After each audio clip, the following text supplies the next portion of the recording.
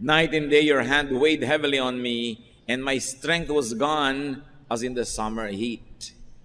Ito ang sinasabi nitong nagsasalita at nagdarasal sa Diyos. Sabi niya, bago ako nagtapat ng aking mga kasalanan, bago ako humingi ng tawad, ang mga buto ko ay mga masasakit at nangangalos, nangihina. At wala akong ginawa kundi dumaing maghapon. Araw-gabi, parang napakabigat ng kamay mong nakadagan sa akin. At ang aking lakas ay naubos na tulad ng panghihina sa gitna ng tag-araw at tag-init. At alam nating nakakapanghina talaga ang init. Kaya itong sobrang init na to, lalo sa isang disyerto tulad ng Israel, ay lalong-lalong damang-dama. Pero ang lahat ng panghihina na yon ay sinabi niya, naramdaman at totoo, bago siya nagtapat sa Diyos. Before I confessed my sins to you, this was my condition. So we can see here that sins, spiritual remissions affect stress and poison the body. Doon pa lang nakita natin agad kung paano lulutasin ang problema. Sapagkat yung kasalanan na hindi na ikukumpisal, hindi na ihihingi ng tawad at naipagtatapat sa Diyos, ay nakalalason, nakapagpapahina, nakapagbibigay ng sakit sa katawan. Bakit? Paano? Because doing wrong and guilt affects the brain, the mind. Pag meron tayong konsyensyang umuusig sa atin, nahahati ang ating loob, nahahati tayo sa mali at sa tama, sa dapat at hindi dapat. Kaya ang sarili mo mismo ang nahahati. The mind is divided, values are offended when we do wrong. Kaya nakikita nyo yung mga talagang gumagawa ng mga mali, kuminsan nakikita na sa mukha. Yung mga talagang mga mamamatay tao, kapupulan ng mga mata, ang iilap ng mga mata, hindi mga tahimik, parang mga pagod. Nakikita sa body language. Because when we sin and not confess, we offend our very spirit. Aside from the Spirit of God, we offend our own spirit. Because we were created in God's image. Dahil tayo nilikhang kawangis ng Diyos, tuwing nilalapastangan natin ng Diyos, ay nilalapastangan din natin ang ating sarili. Dahil tayo'y imahen ng Diyos. At pag nilapastangan natin ating sarili, gumawa tayo ng bagay na nilalabanan ng sarili nating budi, confusion, disorientation, and stress follow. Kaya ang taong maraming pagkakamali, pagkakasala, pagsisinungaling, pandaraya, hindi pahinga, balisa, mailap, hindi mapakali. Because the mind affects and moves the body. A guilty mind is going to short-circuit the electricity of the body and make it sick. A guilty mind drains and hurts and weakens. In fact, guilt afflicts the body. Lahat ay nagmumula sa spiritual world. Ang mga sakit na nadarama ng ating katawan, may pinagmumulan yan na spiritual na dahilan. Kaya yung mga magagalitin, nagkakaroon ng mga hypertension. Yung mga hindi makapagtimpi, naha-heart attack. Yung mga laging may mga damdaming hindi maibulalas, sari-saring sakit ang dumadapo sa katawan. Yung mga laging magagalitin, nandaraya, nagigilty, nagkakaroon ng sari-saring karamdaman. Psalm 32, verse 5. So, I confessed my sins and told them all to you. I said, I'll tell the Lord each one of my sins. Then you forgave me and took away my guilt.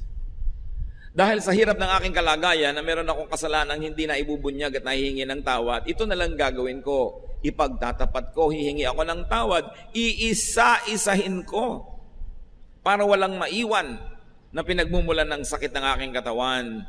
At ako'y pinatawad mong lahat. Tinanggal mo ang bigat ng aking pagkakasala. So confession to God earns forgiveness, takes away guilt, takes the burden off. Confession to God detoxifies the body.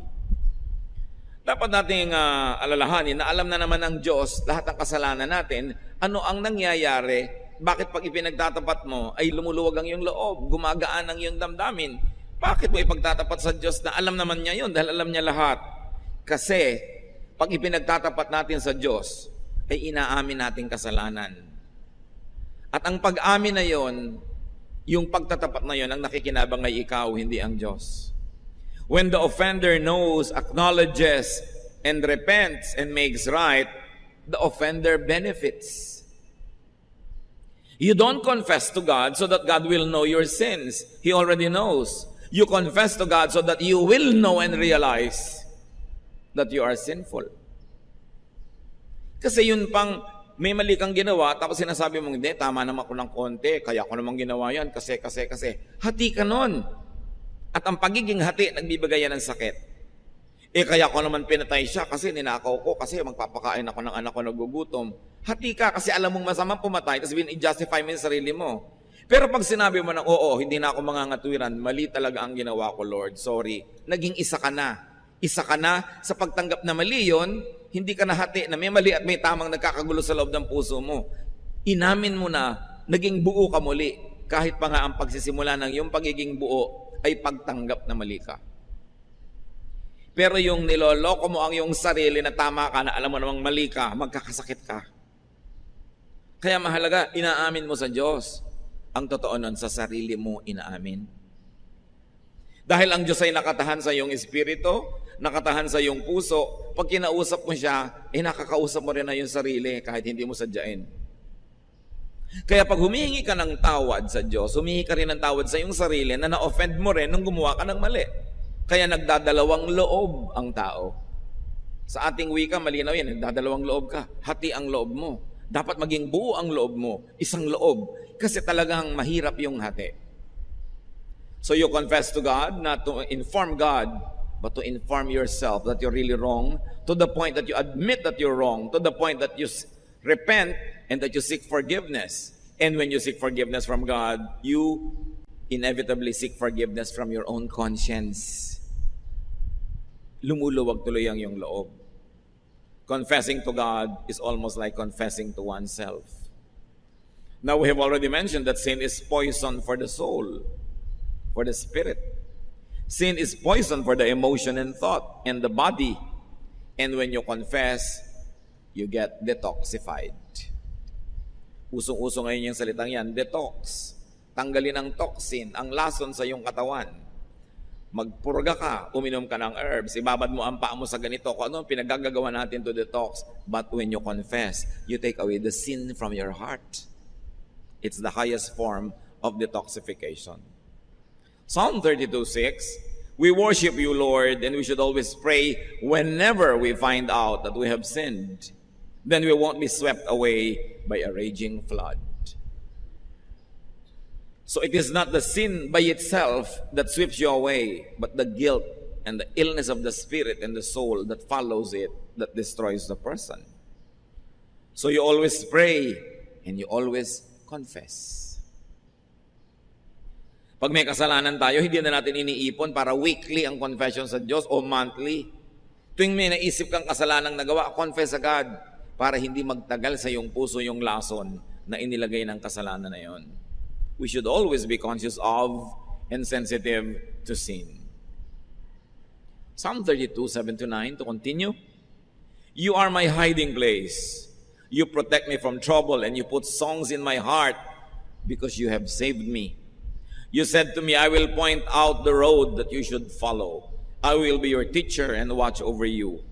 Don't be stupid like horses and mules that must be led with ropes to make them obey.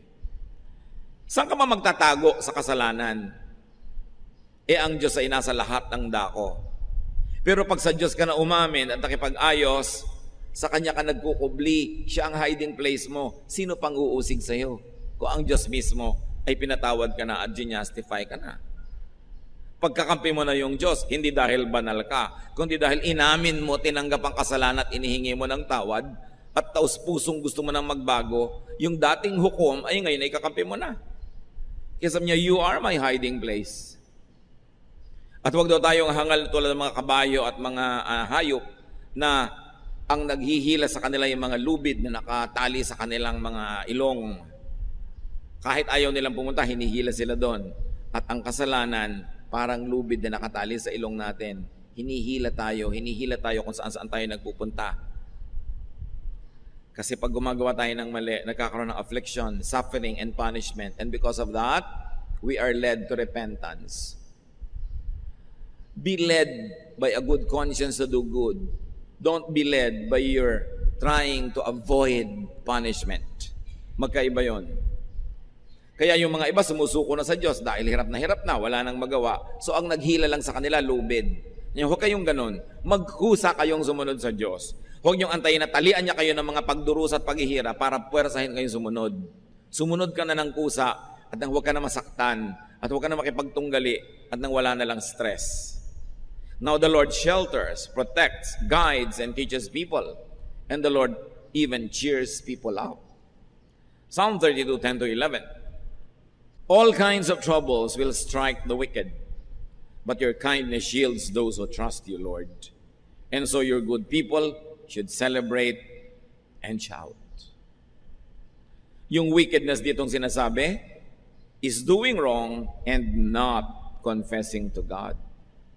Not just doing wrong and not repenting. Doing wrong and not seeking forgiveness and restoration. Kaya ngayon, dagan-dagan sa buhay mo ang buong bigat ng langit. Kasi nagkakasala ka na nga, alam mo, hindi mo pa tinatanggap at inihihingi ng tawad. At sabi ng Psalm 32, 1-2, which should have been the beginning, but it was the conclusion. Kaya minabuti kong basahin sa dulo, Our God, you bless everyone whose sins you forgive and wipe away. You bless them by saying, You told me your sins without trying to hide them, and now I forgive you. Pinagpapala nyo po yung hindi na nagkakaila, nagkukubli, nagpapalusot. Pinagpapala nyo ang mga taong kusang naghahayag ng kasalanan, umaamin, tumatanggap, humihingi ng kapatawaran. Yan ang challenge sa atin ngayon. Paano nga ba mapapahinga? Ang tao naman makasalanan. Diyos lang ang mabuti. Sa Mark 10:18, Jesus replied, Why do you call me good? Only God is good. At sabi ng Romans 3:23, all of us have sinned and fall short of the glory of God. So all people sin, lahat ng tao ay nagkakasala. Wala namang hindi nagkakaroon ng kasalanan. Paano ka mapapahinga nun? We sin, we miss the mark. We fall short of God's standards. And our sins poison our hearts and minds and bodies. Magtataka ka, bakit sobra ang reklamo ng generation na to ngayon sa stress? Pati buhok nga na-stress na kung makikinig ka sa mga commercial ng shampoo. Stress ba ang buhok mo? Today's generation is more stressed, disoriented, depressed, sad, and more insane. Not because we work more, not because we sin more. Mas mahirap ang buhay noon kaysa ngayon. Mas madali ngayon. Noon, lahat manual. Ang dami na ngayon na mechanized, automatic. So we don't work more. We don't sin more. Wala namang bagong kasalanan na naimbento mula pa noong unang panahon. Pare-pareho lang lahat ng henerasyon. But why are we more stressed? Not because we work more and sin more, but because we confess less. Yun ang pinagkaiba. Bihira na ngayong tao ang umaamin ng kasalanan, puro palusot.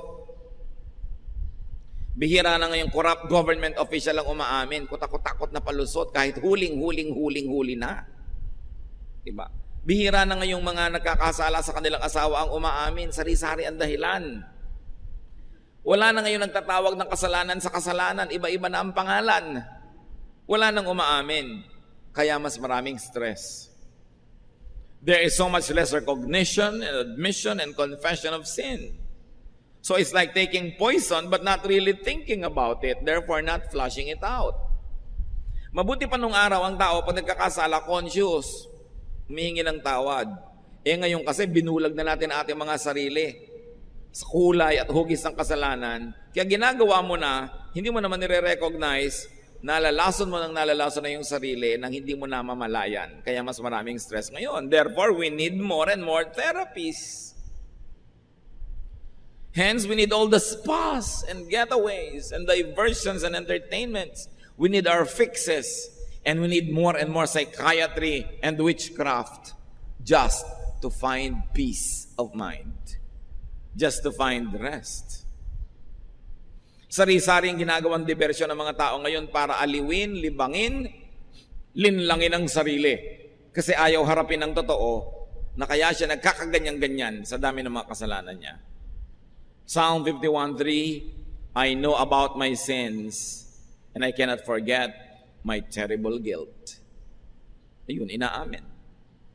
Dahil sabi sa 1 John 1:9, if we confess our sins to God, He can always be trusted to forgive us and take away our sins. Pag tayo'y nagtapat, humingi ng tawad sa Diyos, mapagkakatiwalaan siya, hindi niya tayo itsichismis. Hindi niya tayo tatraydoren. Nagtapat ka, ang ibibigay niya sa iyo, kapatawaran at aalisin niya ang bigat ng kasalanan. So what prevents us from confessing? When you don't confess, you don't admit, but deep inside you, your conscience knows you're wrong, you are sick and divided. So it's important that we all be conscious of sin. Label sin correctly. Call it by its name. Now, how do you really relax? Kasi na pinag-uusapan natin, masama ba mag-relax? Kamunduhan ba na mag-relax? No. As I have said, relaxation is high religion. Dahil sabi ni Lord, come to me all of you who are tired and heavy laden, and I'll give you rest. So the ultimate purpose of God for saving us, for teaching us and guiding us, is that so that we can relax. Especially, hindi lang relaxation ng paa o ng katawan o ng tuhod, ng spirito, ng puso, ng isip. Relaxation of the spirit, of the mind, of the soul. That is important. How do you do that? Obviously, repent. Pagsisihan ng ating mga kasalanan. Confess to God and to people you wrong. Kailangan nagtatapat. Since doing wrong and guilt affects the mind and the brain, since guilt drains and hurts and weakens and afflicts the body, relax and stay relaxed by avoiding sin. More important than confession, prevention. Avoid sin. Sabi nga nila, an ounce of prevention is better than a pound of cure. Isang napakatanda ng kasabihan. Kesa ang dami-dami mong ikapagtatapat, di huwag ka nalang gumawa ng kailangan ipagtapat. Maximize restfulness by minimizing sin. Huwag na tayong lumayo sa mga pamilya. Mag-asawa, minimizing committing sin against each other, and you will actually maximize restfulness in each other's presence. Ganyan din sa pamilya, ganyan din sa office. Minimizing criticisms against each other will maximize the peaceful climate that you will all enjoy. Pag kinontian mo at pinaliit ang kasalanan, pinapalaki mo ang kapahingahan. Kaya napakarami nating mga kaguluhan sa buhay dahil sa kasalanan natin sa isa't isa. May mga bahay na halos ayaw mo na umuwi dahil parang impyerno.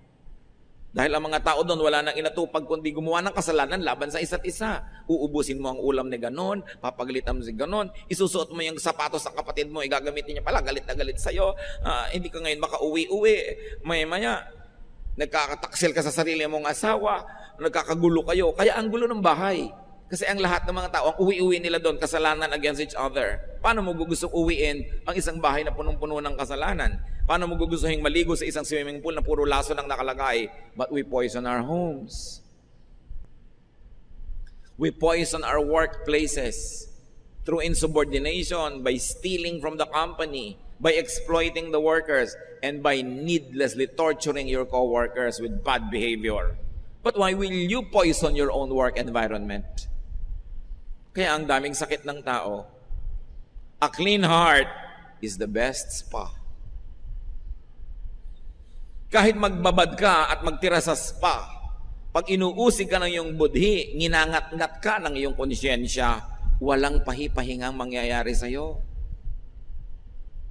Hindi rin natatakpan ng makapal na makeup yung nag-aalalang puso, nakikita sa mukha. Kaya ang unahin nating linisin, i-detox ang puso. Ang unahin nating i-exfoliate ang puso. Yun ang unahing tanggalan ng mga dumi. Sapagkat pag malinis ang kalooban, it will radiate throughout. Righteousness is the best therapy.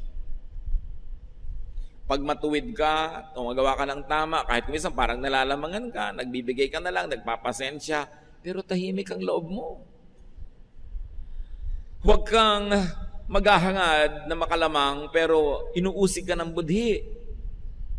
Kasi yung budhi, kasama mo kahit saan ka magpunta. Bakit mo aawayin yung kasama mo lagi? Tulad ng mga iba, inaaway, asawa, kapatid, kapitbahay, yung kasama lagi ang aawayin, edi ang buhay mo magulo. Paano ka nakikipag-away ka sa budhi mo?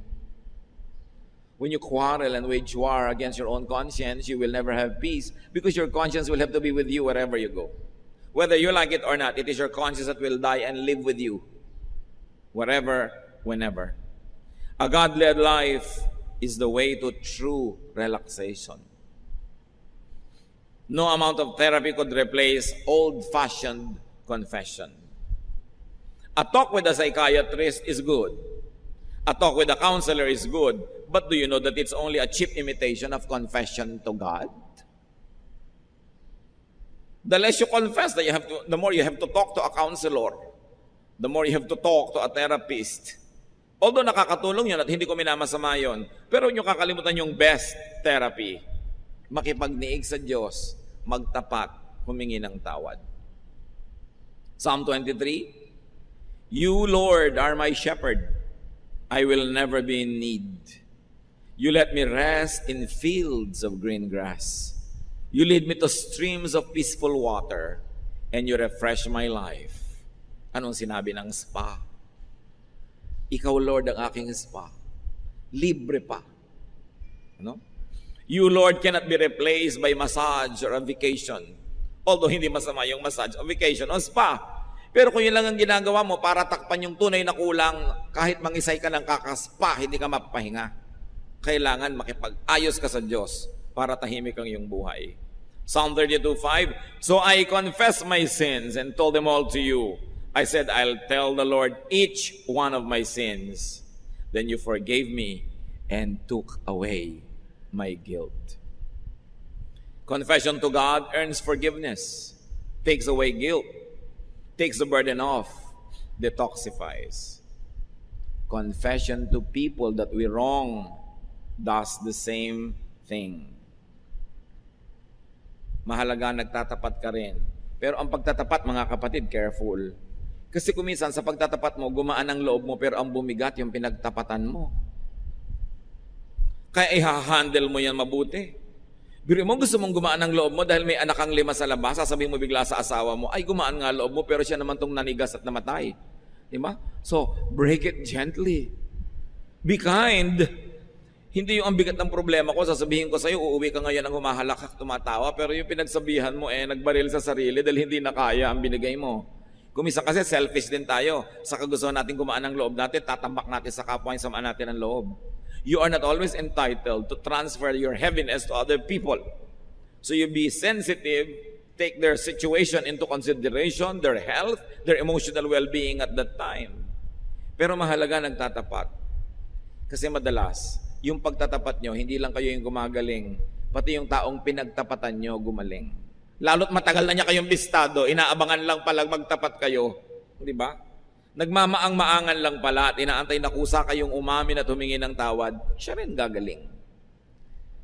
Pero kung isang ipagtatapat ninyo, isang kasalanang matagal lang nangyari at hindi na naman nauulit na at hindi na mauulit pa, baka mabuting sarili ninyo na lang, kayo na lang mabigatan, kaysa yung nananahimik nyong asawa pa ang nabigatan, lalo't hindi na naman talaga nangyayari at hindi na danger yon. Pasensya kayo, buhatin nyo yan, kayo may kagagawan.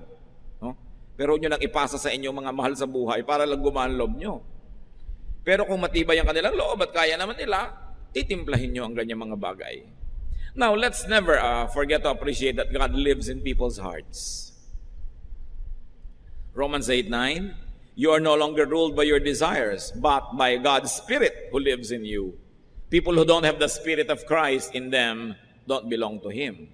So, ang Espiritu ng Diyos nasa atin. 1 Corinthians 6:19, You surely know that your body is a temple where the Holy Spirit lives. The Spirit is in you and is a gift from God. You are no longer your own. So God's Spirit is one with the believer's spirit. Ang Espiritu ng Diyos nakatira sa atin, kaisa ng ating espiritu, kabuhol ng ating espiritu. Kaya pagka ginalit mo yung Diyos, ginagalit mo rin ang iyong sarili. Inoffend mo ang Diyos, ino-offend mo rin ang iyong sarili. Kasi magkabuhol ang espiritu mo at ang espiritu ng Diyos. So anong ibig sabihin yan? To offend God is to offend oneself. Meron kayong alam na mali, ayaw ng Diyos, ginawa nyo, na-offend ng God, pero na-offend din ang inyong budhi. Hindi lang ang God. Ephesians 4:30, don't make God's Spirit sad. The Spirit makes you sure that someday you will be free from your sins. So the Spirit that lives in you becomes sad when you commit sin. And your spirit, who is one with the Spirit of God, also becomes sad. So outwardly, masaya ka dahil may ginawa kang mali na sa palagay mo may benefit. Pero inwardly, malungkot ka rin. Yan ang sinasabi nating hati. Minsan, meron kang gustong pagsabihan ng masakit na salita dahil talagang dapat niyang marinig. Pinagbigyan mo ang kate ng iyong labi. Sinabi mo, sumaya ka. Pero ang totoo, sa loob ng puso mo, may lungkot ka rin. Dahil nakasakit ka rin ng iyong kapwa. Hati ka. At dahil hati ka, magkakasakit ka. Because you are not one. You are not balanced. The Spirit of God is in you. To be separated from God is to be separated from self. Lumayo ka sa Diyos. Makikita mo kapatid, lumalayo ka rin sa iyong sarili. Na pag nananalamin ka, gusto mo sabihin, ako ba talaga to? Parang hindi ako ito yung dati ha. Parang naiba na rin ako. Kasi pag lumayo ka sa Diyos, kaisa mo yung Diyos, lalayo ka rin doon sa image mo na maka-Diyos. Dalawa ngayon ang iyong mukha. Paano ka mabubuhay na dalawang mukha mo? Hindi ka naman imahe ng mga Buddhism at kung ano-ano. Isa ka lang, dapat isa lang ang mukha mo. Kaya may kasabihan tayo dyan, nawawala sa sarili. Hati, hindi mo. When you offend God, you offend yourself. That's when you feel dirty. Sometimes you do something wrong, although you enjoyed, you feel dirty. Kasi na-offend yung kabilang pagkatao, yung kapal ng Diyos. But when you reunite with God, you also reunite with yourself.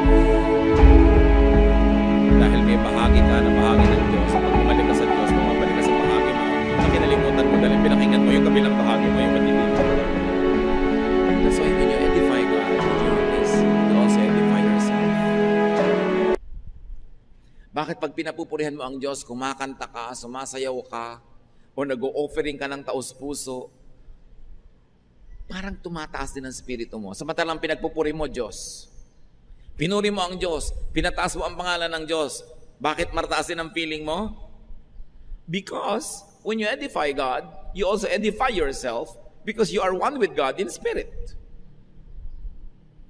That is why worship, prayer, righteousness, meditation, and other spiritual activities are uplifting for the worshiper. Magtataka ka, darating ka dito para ampun Diyos ang itaas at papurihan, pero paglabas mo, ikaw ang naglalakad sa alapaap, ikaw yung sumaya.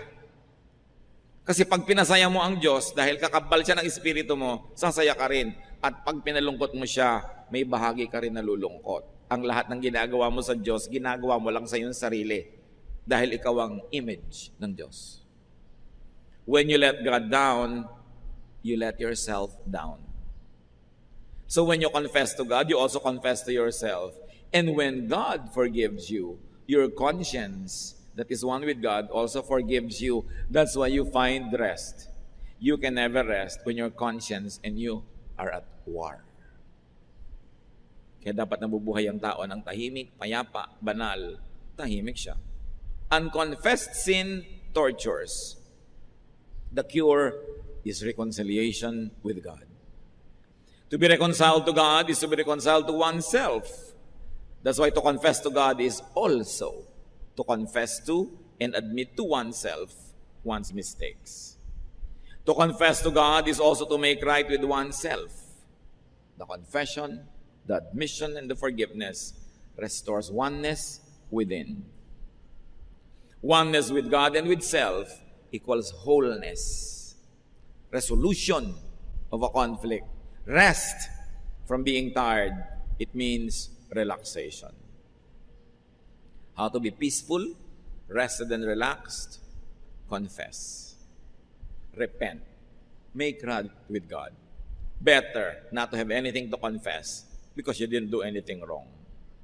Why is confession important? Why does it give rest and peace? Because confession is submission, surrender to God. Non-confession is fighting with God.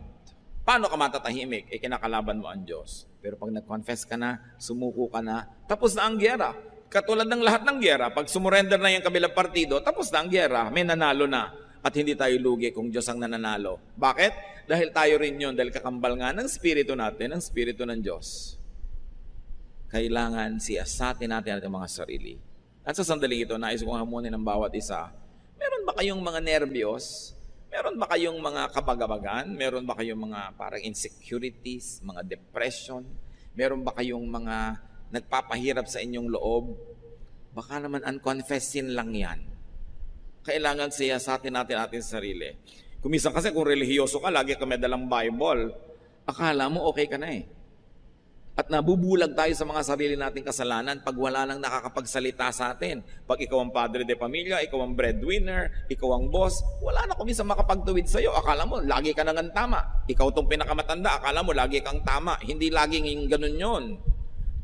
Kaya ang mga naliligaw madalas, yung mga pinakamatataas ang ranggo, mga pinaka-breadwinner, pinaka-boss, kasi wala nang makapagtuwid sa kanila.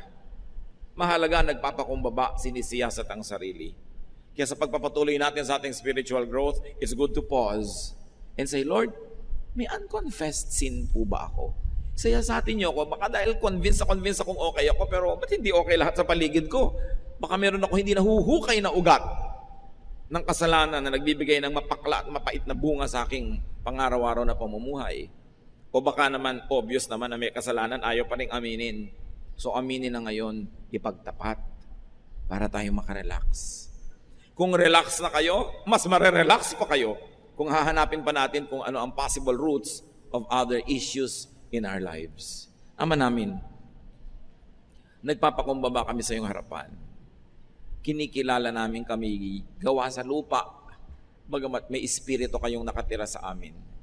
Yung pagiging lupa namin ang madalas nagiging dahilan, kaya kami naliligaw. Siyasatin niyo po ang aming puso sa aming mga kapatid na alam ang mga mali. Turuan mo kami ngayon na magtapat, umamin, humingi ng tawad at magpasyang baguhin, ituwid ang aming makalikuan. Lalo ang masasama naming ugali na nagpapalayo sa mga mahal namin sa buhay. Turo mo sa amin, Lord, na huwag laging sila ang sisihin. Maaaring kami naman talaga ang dapat sisihin. Teach us to look at our lives from a fresh perspective.